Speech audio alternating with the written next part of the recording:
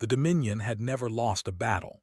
Their siege engines were legends across 47 conquered star systems. Each engine was as large as a small moon, powered by captured stars, and protected by shields that bent space itself. When they arrived at a planet, resistance usually lasted 3 days before surrender came. The humans on New Perth watched the first siege engine appear in their sky like a second sun. It hung there, dark and massive, blotting out the stars behind it. Commander Sarah stood in the command bunker of the 5th Artillery Division and read the evacuation timeline. 72 hours. The civilians needed 3 full days to get off-world. "Can we hold that long?" her second officer asked. Looked at the artillery batteries spread across the valley below. Rows of heavy guns, built with old technology that the galaxy considered primitive. Chemical propellants, kinetic shells, the kind of weapons that other species had abandoned centuries ago. "We'll find out," she said. They sent their first message at dawn. It was the same message they sent to every world: surrender now or be destroyed. The Dominion offered mercy to those who submitted quickly. Resistance meant annihilation. Didn't bother responding. She gave the order to load. The first shells fired at 600 hours. They streaked up through the atmosphere, trailing fire, and struck the siege engine's shields in brilliant flashes of light. The shells vaporized on impact. They didn't even scratch the shields, had known they wouldn't. "Keep firing," she said. The gun crews worked in practiced rhythm. Load the shell, fire, clear the barrel, repeat.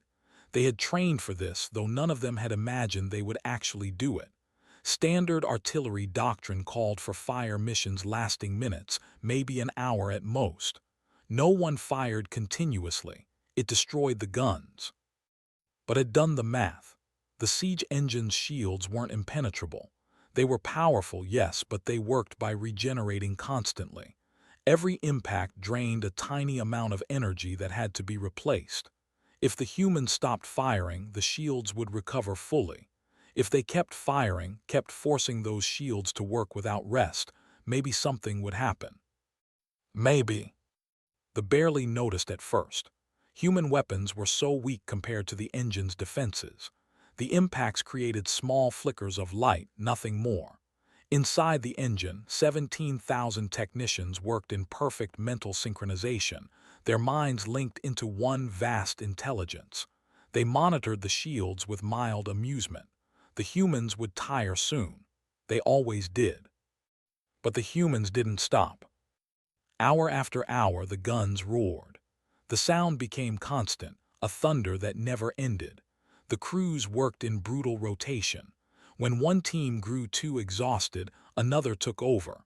When soldiers collapsed at their posts, medics dragged them aside and fresh crews stepped in. Walked among the batteries, watching her soldiers work.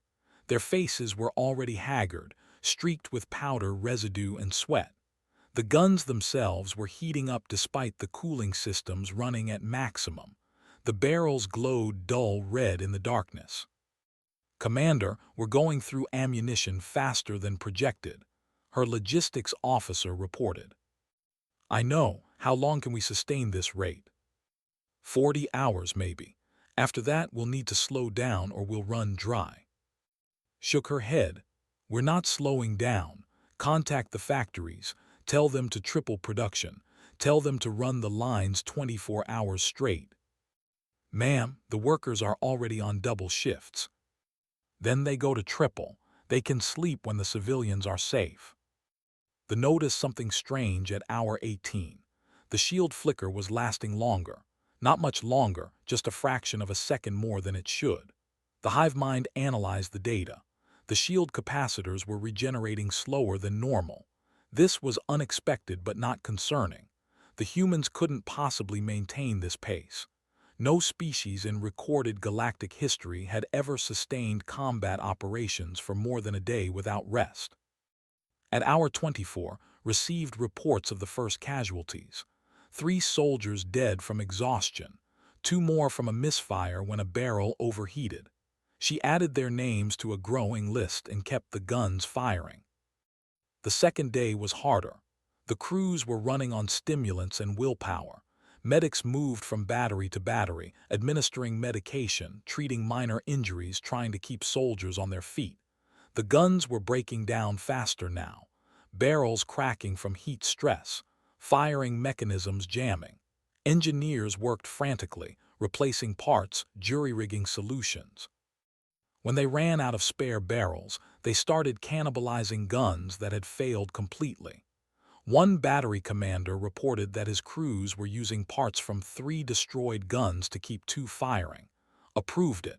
Every gun that could still shoot had to keep shooting. The ammunition shortage arrived ahead of schedule. The factories were producing shells as fast as possible, but it wasn't enough. Watched the supply numbers dropping and made a decision that terrified her logistics team. She ordered civilian volunteers to form human chains from the factories to the gun positions. Workers who had never touched a weapon in their lives carried shells by hand, passing them person to person across kilometers of terrain. It shouldn't have worked. It was inefficient and dangerous and completely improvised, but it worked because the people made it work. Factory workers slept on the production floors in 3-hour shifts, then returned to the assembly lines. Civilians in the chain worked until they collapsed, then crawled to the side so others could take their place. Everyone understood what was happening. If the guns stopped, the shields would recover. If the shields recovered fully, they would bombard the evacuation ships. So the guns could not stop. The hive mind was experiencing something new. Concern. The human fire rate hadn't decreased. It had been 50 hours now, more than twice the longest sustained bombardment in their records. The shield projectors were running hot. Not dangerously hot, not yet, but hotter than they should be. The thermal management systems were struggling to keep up. They deployed a second siege engine at hour 60. The appearance of the second engine should have broken human morale. It was a demonstration of overwhelming force, a reminder that the Dominion had resources beyond imagination. 2 engines had never failed to conquer a planet.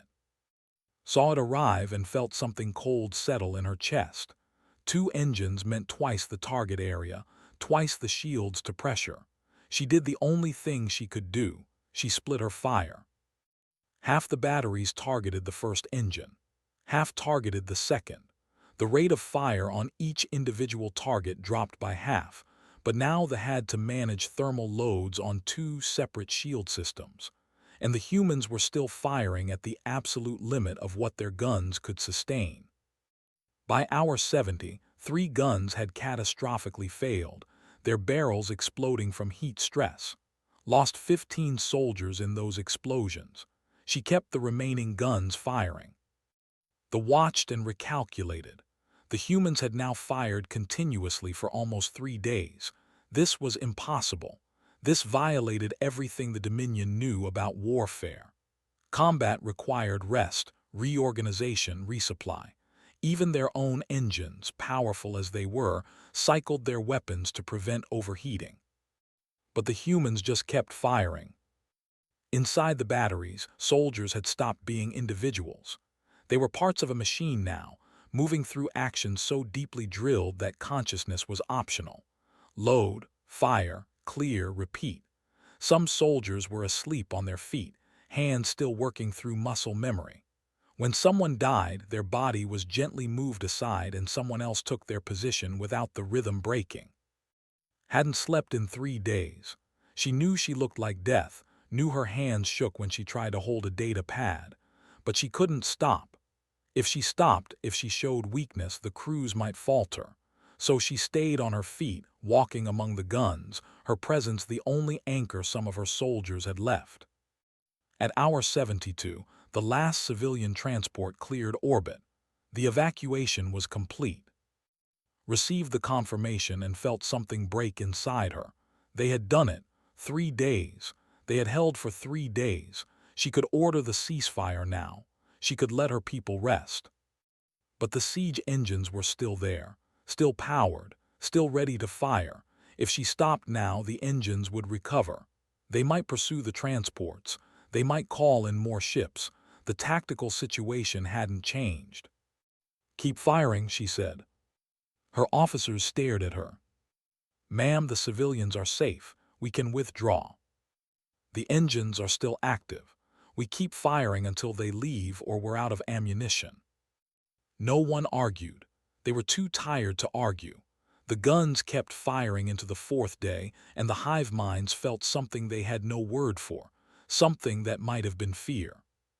The shield collapse came at hour 97, 4 days and 1 hour into the bombardment. The first siege engine's shields flickered, stuttered, and went dark for a full 7 seconds. In those 7 seconds, human shells struck bare hull for the first time. They barely scratched the massive vessel, but the psychological impact rippled through the hive mind like a shock wave.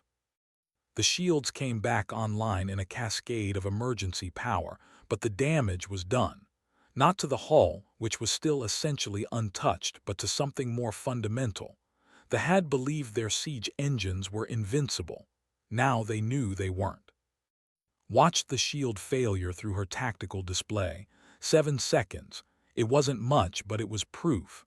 The math worked. Sustained fire could overwhelm even the most powerful defenses. She opened a channel to all batteries. "Confirmed shield collapse on target 1. The enemy is vulnerable. Maintain fire rate. Maintain rhythm. We can break them." The crews barely reacted. They were beyond reacting. But the news spread anyway, carried by officers and medics and supply runners. The impossible had become possible. The guns continued firing with mechanical precision. Inside the siege engines, panic was setting in. The hive minds ran simulations, calculated thermal curves, projected failure points. The math was clear now. If the humans maintained this rate of fire for another week, both engines would suffer catastrophic shield failures. The projectors simply couldn't dissipate heat fast enough. But that was impossible. The humans couldn't maintain this rate for another week. They had already exceeded every known limit for sustained combat operations. Their soldiers should be dead or insane. Their weapons should be destroyed. Their supply chains should have collapsed. Yet the shells kept coming. They made their first tactical adjustment at hour 112. They pulled the engines back to a higher orbit, increasing the distance and making the human weapons less effective. It was a sound military decision. Compensated by increasing the firing angle and adding more propellant to each shell. The adjustments reduced accuracy and increased wear on the guns, but the shells still reached their targets. The bombardment continued without pause. Day 6 arrived like a nightmare that wouldn't end. The artillery batteries looked like scenes from hell. The ground was covered in spent shell casings, piled so high that crews had to wade through them. Dead soldiers lay in neat rows behind the gun positions, covered with tarps because there was no time for proper burial. The guns themselves were barely recognizable, held together with emergency welds and improvised parts. Had stopped writing after-action reports. There was no after yet. There was only the eternal now of artillery fire. Her last coherent log entry was a single sentence. Hour 141. We continue. The engineers reported that they were out of spare parts. Every gun still firing was operating on borrowed time. Barrels were cracked. Mechanisms were worn beyond specifications.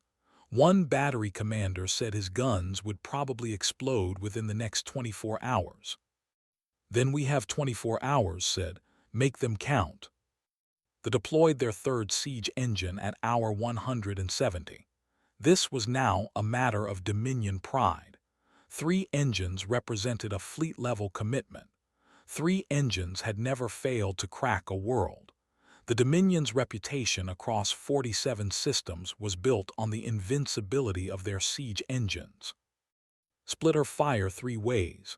The mathematics became brutally simple. She had fewer guns now, but she had learned how to use them. Her crews had evolved beyond standard tactics. They knew how to read the shield patterns, how to time their shots during microsecond regeneration cycles, how to concentrate fire to maximize thermal stress. They were still firing primitive kinetic weapons, but they were firing them with a precision that came from endless repetition and desperate necessity. Day 8 broke over a battlefield that looked like the surface of another planet. The gun positions were cratered from counterfire. The supply chains were running on determination alone. The crews were ghosts, moving through firing sequences in their sleep. Medics administered stimulants with shaking hands, knowing they were pushing people past safe limits, having no choice. The second shield collapse came at hour 193. The first siege engine's shields went dark for 23 seconds this time. Human shells hammered against the hull, leaving visible scars. The hive mind screamed emergency protocols, diverting power from weapon systems, from engines, from everything that wasn't shield generation. They got the shields back online, but the projectors were permanently damaged now. The shield strength had dropped by 30%. For the first time in 2 centuries of conquest, a siege engine had been wounded in battle. And the humans were still firing. Galactic observers began arriving in stealth ships at hour 200. The news had spread through 100 star systems. The impossible was happening. Humans were fighting siege engines to a standstill. Military analysts from a dozen species watched the bombardment in disbelief. "They can't maintain this," a strategist said. "It's physically impossible." "Tell them that," another observer replied, watching another salvo streak toward the engines. Day 9, Day 10. The guns kept firing. Crews who survived the first week had become something beyond soldiers. They moved like machines, thought like machines, existed only to feed shells into guns. When soldiers died, they died standing up, hands still locked on loading mechanisms. Comrades removed the bodies and took their places without breaking rhythm. Had stopped being a person. She was a function now, a commander-shaped object that gave orders and coordinated fire patterns. She couldn't remember her soldiers' names anymore, couldn't remember her own name sometimes. There was only the endless calculus of ammunition expenditure and gun maintenance and acceptable casualties. At hour 271, one of the guns exploded catastrophically. The blast killed its entire crew and damaged 2 adjacent positions. Received the report, marked 3 more guns as inoperable, and redistributed their ammunition. The remaining guns kept firing. They were no longer confident. They were desperate. The hive minds ran continuous strategy sessions, searching for a solution. They could destroy the gun positions with orbital bombardment, but that would require dropping their shields. They could land ground forces, but the deployment would take days, and the human fire would continue during the landing. They had one option left: retreat, withdraw beyond human weapons range and reassess. But retreat was unthinkable. The Dominion did not retreat. 3 siege engines did not flee from primitive artillery. Yet the thermal readings were critical. The projectors were failing. If they stayed, they would lose engines. If they lost engines, the Dominion's reputation would collapse. 47 systems would see that the engines could be beaten. Day 13 arrived in thunder and fire. The humans had been firing for 300 hours. The battlefield was carpeted with shell casings and broken equipment, and the bodies of soldiers who had simply worked themselves to death. The guns that still functioned were held together with wire and hope, and the desperate skill of engineers who had forgotten what sleep felt like. And still, somehow, impossibly, they fired. The hive minds made their decision at hour 319. This wasn't worth it. One colony world wasn't worth losing engines. They could return with a larger fleet, overwhelming force. They could come back when the humans had exhausted themselves. The 3 siege engines began pulling back, increasing altitude, preparing to leave orbit. Saw them withdrawing and felt nothing. She was too empty to feel anything. She gave the order to maintain fire, tracking the engines as they pulled away. The guns fired until the targets moved beyond effective range, then fired a few dozen more salvos just to be sure. At hour 327, 13 days and 7 hours after the bombardment began, finally gave the ceasefire order. The silence was deafening. Soldiers collapsed where they stood. Some cried. Most just lay down and stopped moving, too exhausted even for emotion. Medics moved through the positions, checking for survivors, marking the dead. Walked through the battery positions in the sudden quiet. 70% of her division was dead or permanently disabled. Every single artillery piece was destroyed or damaged beyond repair. The valley looked like the aftermath of an apocalypse. But the siege engines were gone.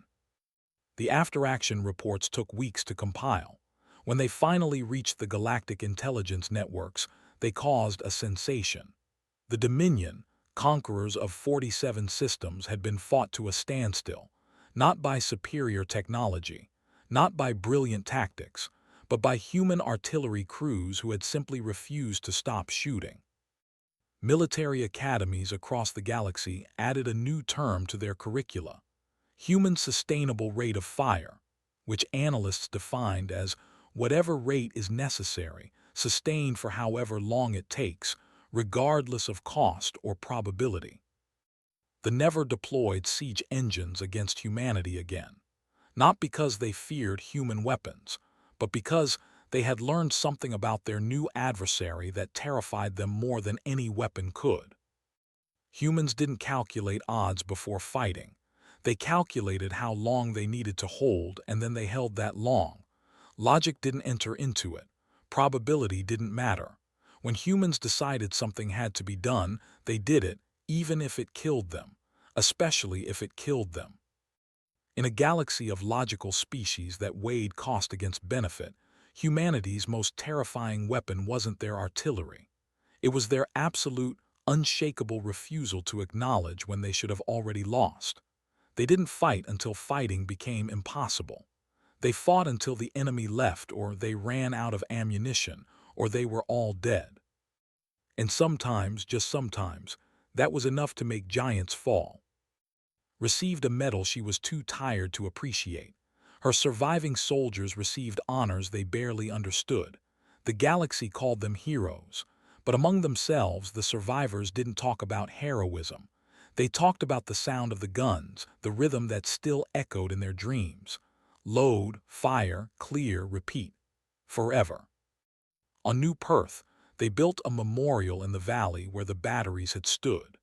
It listed the names of everyone who had died maintaining fire for 13 days. At the base of the monument, they inscribed a single line that became humanity's unofficial motto in the wars that followed. They asked how long we could hold. We held until they left.